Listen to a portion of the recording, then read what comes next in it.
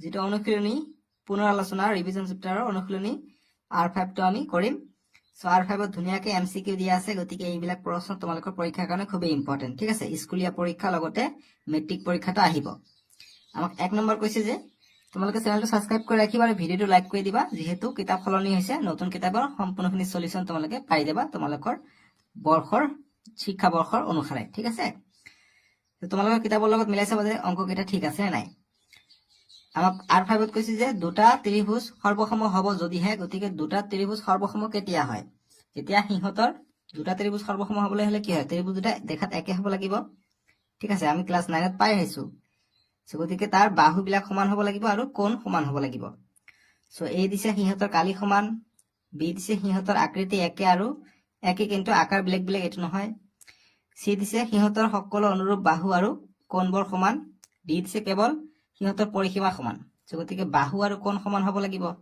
গতিকে ইয়াত কৈছে যে সিহঁতৰ সকলো অনুৰূপ বাহুবোৰ সমানৰ কথা কৈছে, অনুৰূপ বাহু আৰু কোণবোৰ সমান, গতিকে চি হ'ব উত্তৰটো। ঠিক আছে, এনসাৰ হ'ব চি। বুজি পালা? পৰীক্ষাত OMR চিট যেতিয়া দিব, চিট তোমালোকে দাগ দিব লাগিব। এতিয়া 2 নম্বৰ প্ৰশ্নটো দিছে যে তলত দিয়া কোনটো সৰ্বাংগ সমতাৰ নিয়ম মতে মান্য হ'ব। গতিকে সৰ্বাংগ সমতা মানে কি, দুটা ত্ৰিভুজ একে হলে তাক আমি সৰ্বাংগ সমতা বুলি কোৱা হয়। আৰু সৰ্বাংগ সমতাৰ কৈছে যে তলত দিয়া কোনটো সৰ্বাংগ সমতাৰ নিয়ম মতে মান্য হ'ব। গতিকে কোনটো আছে, গতিকে সৰ্বাংগ সমতা আমি জানো কি, যে CPCT যে পাই আমি সৰ্বাংগ সমতা আমি প্ৰমাণ কৰি CPCT পাই যাম, তাৰে ওপৰত দিছে। ঠিক আছে, গতিকে আমি কোনটো হ'ব, আমাক এ নে SSA নে SAS নে AS, তোমালোকে চাই দেখাচোন ক্লাছ 9ত তোমালোকে কোনটো পাইছা। তোমালোকে নিশ্চয় কি এইটো পাইছা SAS, বাহু কোণ বাহু শর্ত মতে পাইছা। গতিকে বাহু কোণ বাহু শর্ত এটা আছে, এই তিনিটা শর্ত কিন্তু নাই। তিনিটা বাহু সমান বা দুটা বাহু এটা কোণ সমান এনেকে সাইডত নহয়, মাজত হ'ব লাগিব। ঠিক আছে, গতিকে SAS হ'ব লাগিব, গতিকে চি হ'ব উত্তৰটো। এটা 3 নম্বৰ দিছে যে যদি এটা ত্ৰিভুজৰ দুটা বাহু আৰু সিহঁতৰ মধ্যবৰ্তী কোণ আন এটা ত্ৰিভুজৰ দুটা বাহু আৰু সিহঁতৰ মধ্যবৰ্তী কোণৰ সমান হয়। ভালকে কোৱা, কি কৈছে ভালকে দেখা, এই তোমাৰ অংক কৰাই দিব লাগিব। কৈছে যে যদি এটা ত্ৰিভুজৰ দুটা বাহু, গতিকে যদি এটা ত্ৰিভুজৰ দুটা বাহু সিহঁতৰ মধ্যবৰ্তী কোণ, গতিকে ইয়াৰ মধ্যবৰ্তী কোণ কি হ'ব, মধ্যবৰ্তী কোণ হ'ব ইয়াত ত্ৰিভুজৰ মাজত হ'ব। ঠিক আছে, মধ্যবৰ্তী কোণ আন এটা ত্ৰিভুজৰ দুটাৰ বাহু, গতিকে আন এটা ত্ৰিভুজৰ দুটা বাহুৰ মধ্যবৰ্তী কোণটো সমান হয় বুলি কৈছে। ঠিক আছে, তেন্তে ত্ৰিভুজ দুটা সৰ্বাংগ সম হোৱা চৰ্তটো হ'ব। গতিকে যদি কোণ সমান হয় কি হ'ব, সৰ্বাংগ সম চৰ্তটো কি হ'ব, গতিকে অপশ্যন দিয়া আছে ইফালে, অপশ্যনটো আমাক দিয়া আছে। গতিকে গতিকে কোণৰ কথা কৈছে, এটা কোণৰ সমান কৈছে, আৰু বাহু কথা কৈছে, বাহু দুটা সমান। গতিকে দুটা বাহু সমান আৰু এটা কোণ হলে কি হয়, SAS হয়, বাহু কোণ বাহু স্বীকাৰ্য মতে, গতিকে বি হ'ব উত্তৰটো। ঠিক আছে, পুৰা গাড়ী গৈ আছে, শব্দ হৈ আছে, বেয়া নাপাবা। ঠিক আছে, একো নাই, ৰাস্তাৰ কাম চলি আছে আমাৰ ইয়াত, সেইকাৰণে। বাকী ACD নহ'ব, RSS তো নহ'ব, 90 ডিগ্ৰী হলেহে RSS হয়। সো ইয়াৰ আনসাৰ 3ৰ আনসাৰ বি হ'ব। ঠিক আছে, এতিয়া 4 নম্বৰ প্ৰশ্ন দিছে যে দুটা কোণ আৰু সিহঁতৰ মধ্যবৰ্তী বাহু সমান হলে কোনটো সৰ্বাংগ সমতা চৰ্ত ব্যৱহাৰ হ'ব। গতিকে মানে কোনটো সৰ্বাংগ সমতা চৰ্ত আছে, ইয়াৰ পৰা আমাক ইয়াত দিছে।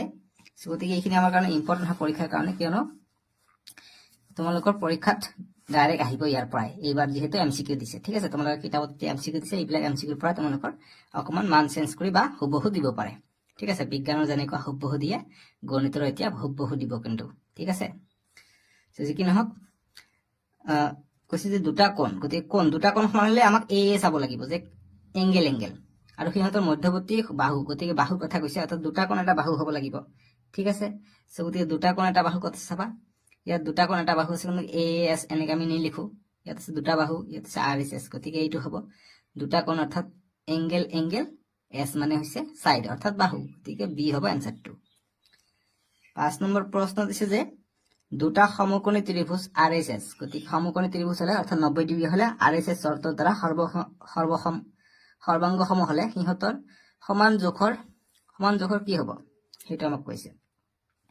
সমান জোখৰ এই কৈছে অতিভুজ আৰু এটা সূক্ষ্মকোণ থাকিব, বি দিছে দুটা সূক্ষ্মকোণ থাকিব, চি দিছে অতিভুজ আৰু এডাল অনুৰূপ বাহু থাকিব, ডি দিছে ওপৰৰ আটাইবোৰ বাহু হ'ব গতিকে আমাৰ যেতিয়া RHS চৰ্ত মতে সৰ্বাংগ হয় তেতিয়া মনত ৰাখিবা অতিভুজ আৰু এডাল অনুৰূপ বাহু থাকিব লাগিব ঠিক আছে গতিকে C হ'ব 5ৰ C হ'ব উত্তৰটো তোমালোকে বুজি পাইছা না বস্তুটো এতিয়া নেক্সট 6 নম্বৰ প্ৰশ্ন দিছে আমাক যে AAS অৰ্থাৎ কোন কোন বাহু সৰ্বাংগ সমতাৰ চৰ্ত বুজায় গতিকে এইবাৰ আমাক AAS আমি আগৰবাৰ পাইছো S টো মাজত এইবাৰ আমাৰ পাইছো S টো লাষ্টত পাইছো ঠিক আছে যেহেতু দুটা বাহুৰ কথা উল্লেখ কৰা নাই দুটা বাহু সমান হলে আমি মাজত কোনটো লুকাই থাকে কিন্তু এতিয়া আমাক ডাইৰেক্ট দিছে যে AAS সৰ্বাংগ সমতাৰ চৰ্ত বুজায় এইটো বুজাই আমাক কি ক'ব কৈছে এই নাম্বাৰ দিছে যে দুটা কোণ আৰু এটা বাহু যিটো কোণ দুটাৰ মধ্যবৰ্তী নহয় বি দিছে যে দুটা বাহু আৰু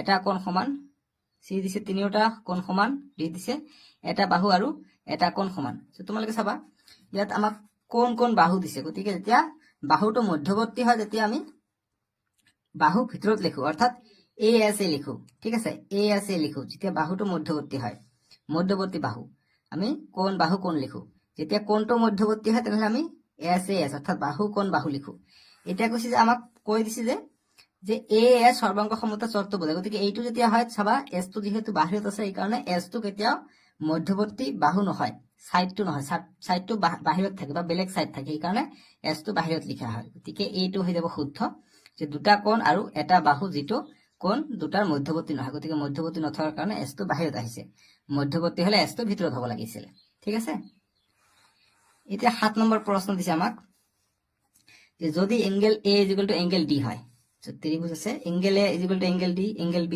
এংগেল E আৰু AB D তেন্তে ত্ৰিভুজ ABC আৰু DEF ৰ চৰ্ত হ'ব গতিকে কোন কোন বাহু মতে এইটো সৰ্বসম হৈছে বা সৰ্বাংগ সম হৈছে গতিকে কি হ'ব কোন বাহু কোন হ'ব ঠিক আছে বুজি পাইছা গতিকে যেহেতু আমাক এক ধাৰছে কি দিছে কোন কোন বাহু গতিকে কোন কোন বাহু কৈছে AS এংগেল সাইড গতিকে B হ'ব এনসারটো বুজি পাইছা তোমালোক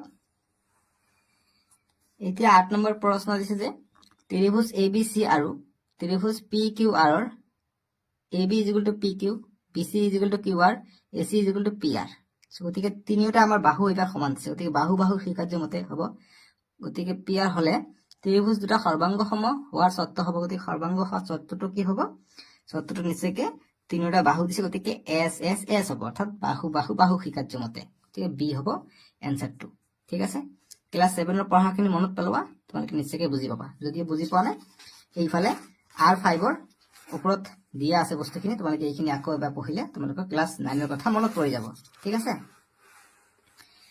এতিয়া 8 ৰ B গল এনসাৰটো এতিয়া 9 নম্বৰ কৈছে যে এইটো কিহৰ চিত্ৰ আমি দুটা সমান সমান দি ওপৰত যদি এনেকা দিও এটো কি বুলি কয় এইটো সৰ্বাংগ সমতা চিত্ৰ বুলি কয় গতিকে এইটো কৈছে যে এইটো চিহ্নটোৱে কি সূচায় সদৃশতা নে সৰ্বাংগ সমতা নে সমান্তৰাল নে লম্ব গতিকে সৰ্বাংগ সমতা বুজায় গতিকে B হ'ব এনসাৰটো ঠিক আছে এতিয়া 10 নম্বৰ কৈছে যে সৰ্বাংগ সম ত্ৰিভুজবোৰত থাকিব গতিকে সৰ্বাংগ সম ত্ৰিভুজবোৰত কি থাকে A দিছে সমান অনুৰূপ বাহু B দিছে সমান অনুৰূপ কোণ C দিছে একে আকৃতি আৰু একে আকাৰ আৰু D দিছে এই সকলোবোৰ গতিকে এটা সৰ্বাংগ সমত সকলো কোণ সমান হয় সকলো অনুৰূপ বাহু সমান হয় সকলো